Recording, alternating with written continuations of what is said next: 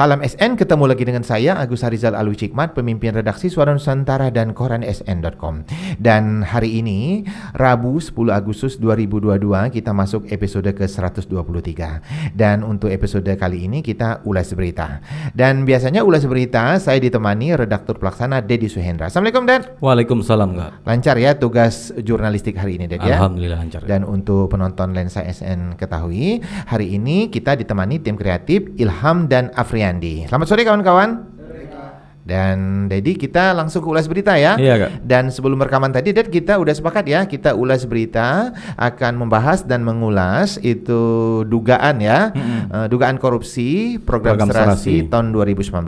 Infonya tadi ada pemanggilan saksi Ya, di benar, Kejati Sumsel. Silakan Ya. Dedi cerita sedikit. Perkembangan penyidikan dugaan kasus korupsi program serasi tahun 2019 ya. Program serasi ini kan kepanjang dari Selamatkan Rawa, Sejahterakan Petani ya. Dalam penyidikan ini menurut Kasipenkum Kejati Sumsel Muhammad Raidian SHMH, hari ini ada 4 saksi yang dipanggil dan dilakukan pemeriksaan di Kejati Sumsel Kak. Di mana para saksi ini menghadiri panggilan jaksa penyidik tindak pidana khusus Kejati Sumsel dan dilakukan pemeriksaan di ruang jaksa penyidik di gedung Kejati Sumsel Kak. Ada keterangan dari Kafenkum tentang materi pemeriksaan Dedi? Terkait materi tidak dibuka oleh Kasipenkum Kak ya, karena ini kan proses penyidikan. Namun beliau mengatakan bahwa keempat saksi yang diperiksa ini mereka merupakan para gapoktan di Banyu Asin Kak. Oh, masih tetap fokus di Banyu Asin Masih ya? tetap fokus di Banyu Asin. Ada Kak. keterangan tambahan untuk 7 kabupaten lainnya Dan? Terkait 7 kabupaten lainnya ini Kasipenkum mengatakan belum memprosesnya Kak ya, sebab dia masih fokus untuk mengungkap tersangka di program serasi yang di Banyu Asin. Oke ya, untuk dugaan korupsi program serasi di Banyu Asin ini sudah beberapa kali Ded ya, Iya, kita buat berita ya. Kemudian jangan disampaikan semua Ded ya, Iya. nanti kita buat untuk berita di koran sn.com. Tadi juga Dedi dapat komentar sedikit ya dari dosen Fakultas Hukum Universitas Sriwijaya. Iya Kak. Dari siapa Ded? Silakan. Dari Dr. Ahmad Ruben. Apa komentar Pak Ahmad Ruben Dedi? Silakan. Menurut dia penyidikan yang dilakukan oleh Kejati Sumsel terkait dugaan korupsi program serasi tahun 2019 ini Ya. tujuan untuk mengungkap tersangka dalam perkara tersebut Kak. Oke, komentar terbaru dari Pak Ahmad Ruben akan kita buat di berita koran SN ya. Iya, Kak. Mungkin nanti malam udah terbit ya. Kemudian sebelumnya Pak Ahmad Ruben juga berkomentar ya untuk dugaan korupsi ini. Iya, Masih Kak. ingat jadi apa komentar Pak Ahmad Ruben waktu itu? Waktu itu Pak Ahmad Ruben mengatakan bahwa siapapun yang ambil bagian yang mengakibatkan kerugian negara dalam perkara ini wajib dimintai tanggung jawab Kak. Oke, untuk penonton Lensa SN ketahui bahwa berita dugaan korupsi program serasi tahun 2019 ini menarik perhatian ya. Iya, Kak. Pembaca Suara Nusantara edisi cetak dan koran sn.com. Untuk berita ini juga kita berhasil kemarin Ded ya menghubungi tokoh masyarakat Sumsel ya, Iya, benar, dan Kak. mantan Kabareskrim Mabes Polri ya, Pak Susno Duaji. Mungkin Iya. Dedi masih ingat komentar Pak Susno?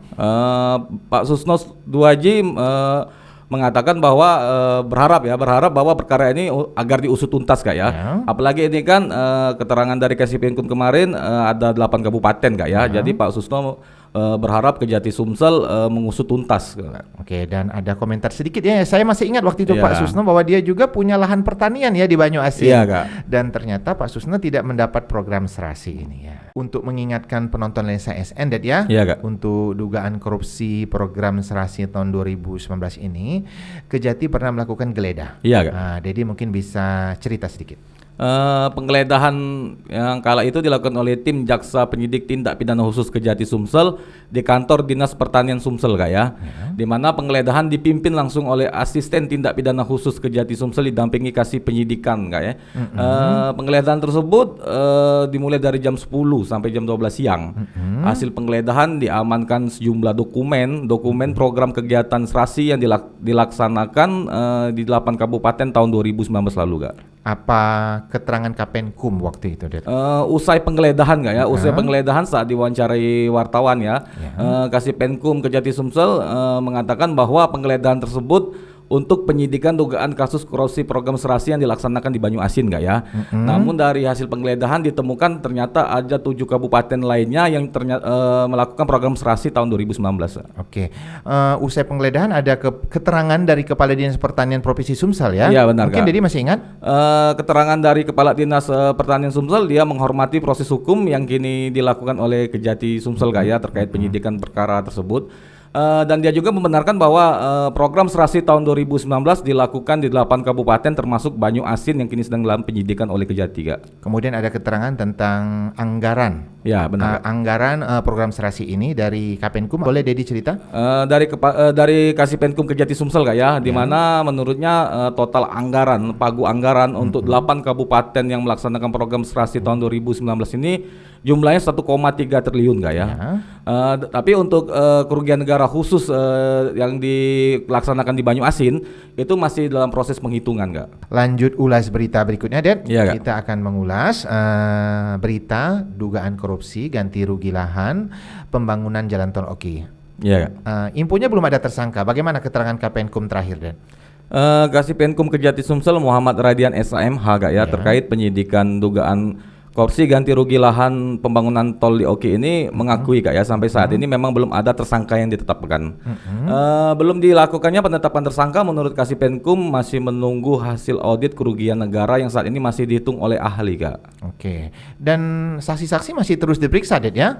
Sebelumnya Ya. memang ada sejumlah saksi yang telah diperiksa, yakni dari pihak dari camat Kak ya, dari Kades dan dari saksi dari pihak Pemkap. Terkait pemeriksaan saksi tersebut, Kasipenkum mengatakan pemeriksaan saksi ini masih berpeluang Kak ya, masih berpeluang sebab dalam proses penyidikan ini apabila jaksa penyidik masih membutuhkan keterangan saksi untuk penyidikan, maka akan diagendakan lagi pemanggilan dan pemeriksaannya Kak. Ada keterangan lain dari Kapenkum, kasus ini berjalan sudah cukup lama. Iya, Kenapa, Kak. Ded? Itulah alasan dari Kasipenkum Kejati Sumsel karena katanya masih menunggu hasil audit kerugian negara Kak ya, di mana untuk menetapkan tersangka dalam perkara tindak pidana korupsi mulai dasarnya adalah harus ada kerugian negara itu Kak. Oke. Sebelumnya ada tim Kejati yang sudah turun ke lapangan, Ded ya, Iya, melakukan benar, Kak. penggeledahan. Iya. Bisa Dedi cerita? Kasipenkum Kejati Sumsel memang membenarkan Kak ya, saat itu di tahap proses penyidikan tim jaksa penyidik tindak pidana khusus Kejati Sumsel melakukan penggeledahan di 3 lokasi di Oki Kak ya. Dari penggeledahan tersebut sejumlah dokumen disita dan dijadikan alat bukti gitu Kak. Dan tampaknya kita udah di ujung ulas berita nih, Ded ya. Iya, Kak. Dan biasanya di ujung ulas berita kita ada quotes ya. Dan quote kita sore hari ini adalah gagal itu urusan nanti, yang utama pernah mencoba. Jangan lupa untuk like, comment, share, dan subscribe kanal YouTube Lensa SN agar informasi menarik dari kanal YouTube ini tetap tersebar merata di bumi Sumatera Selatan. Demikian dari saya. Wassalamualaikum warahmatullahi wabarakatuh.